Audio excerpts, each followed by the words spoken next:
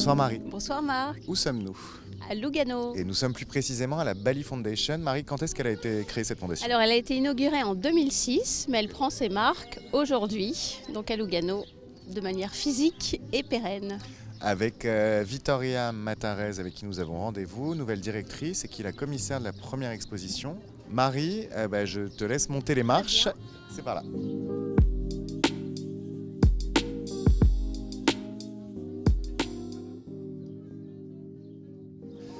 Vittoria Matarese, bonjour, merci de nous accueillir à la Bali Foundation.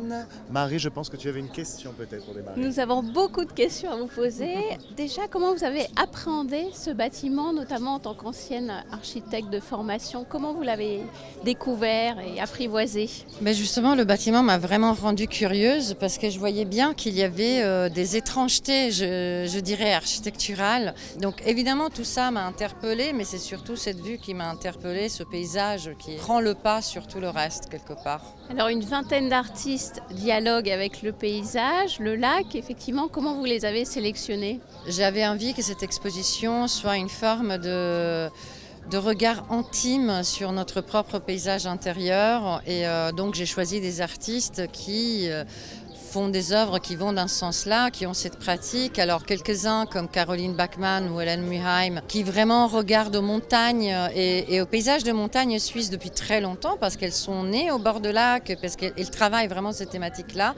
D'autres comme Paul Maeke ou Emilia Scarnolite qui parlent des fluides qui nous traversent ou par lesquels nous sommes traversés de manière beaucoup plus intime, personnelle, voire politique. Donc voilà, c'est vraiment des approches par rapport aux œuvres. Bonsoir Nicolas Girotto, merci de nous accueillir au sein de la Bali Foundation. Il me semble que Marie Martin, ça avait des questions pour vous. Beaucoup de questions, mais je vais commencer par la première qui suit le discours que vous avez fait d'introduction. La Bali Foundation, vous parliez de vision, de la vision de Vittoria, la directrice, et de votre vision. Est-ce que vous pouvez y revenir? Oui, absolument. La vision, c'est vraiment d'inscrire la Bali Foundation dans une tradition, donc au travers d'artistes qui innovent dans l'art contemporain, pouvoir les supporter, pouvoir leur donner un toit et un lieu pour exposer exceptionnel, et pour pouvoir promouvoir l'art contemporain au sein de notre communauté, ici dans le Tessin, mais de manière plus élargie à l'international. Vous étiez directrice du département des arts performatifs au Palais de Tokyo. C'était important pour vous que dans cette exposition, les performeurs, performeuses aient leur place? La performance est une pratique qui est extrêmement intéressante. J'ai beaucoup travaillé avec des artistes performeurs et Melo Callaghan et Adélaïde Ferriot, ce sont deux artistes avec lesquels j'ai déjà travaillé. C'est deux œuvres qui entrent particulièrement en résonance à la fois avec le paysage, mais à la fois aussi avec nos propres corps, nos propres mémoires. Donc voilà, moi ça me paraissait significatif. Il y a un côté aussi, j'ai l'impression, psychanalytique dans beaucoup d'œuvres. Est-ce qu'il y a vraiment ce rapport très intime que vous voulez nouer avec le spectateur? J'avais envie que le spectateur ait accès à chaque œuvre de manière très forte, très émotionnelle, très intime. Le risque était que le paysage prenne le pas sur les œuvres. Du coup, il a fallu aussi choisir des œuvres extrêmement fortes pour qu'elles tiennent la relation avec le paysage. Et du coup, le spectateur est un peu pris entre ces deux choses, certainement de manière un peu parfois vraiment très émotive. Mais je pense que c'est en même temps une expo qui est compréhensible par tout le monde.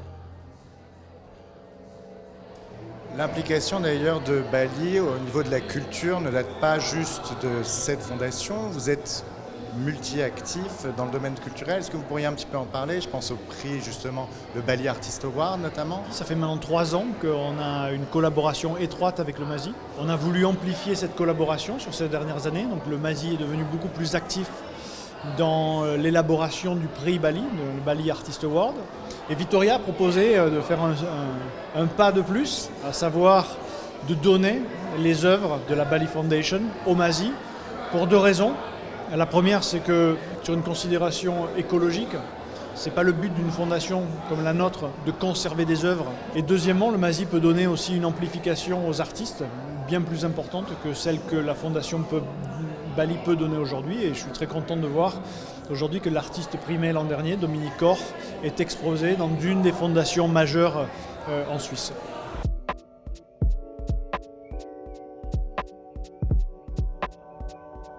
Marie. Marc. c'est déjà terminé. On dit au revoir au sein de l'œuvre qui a été faite in situ de l'artiste Mathias Ben Simon. On se retrouve bientôt, j'espère. Demain? Au revoir.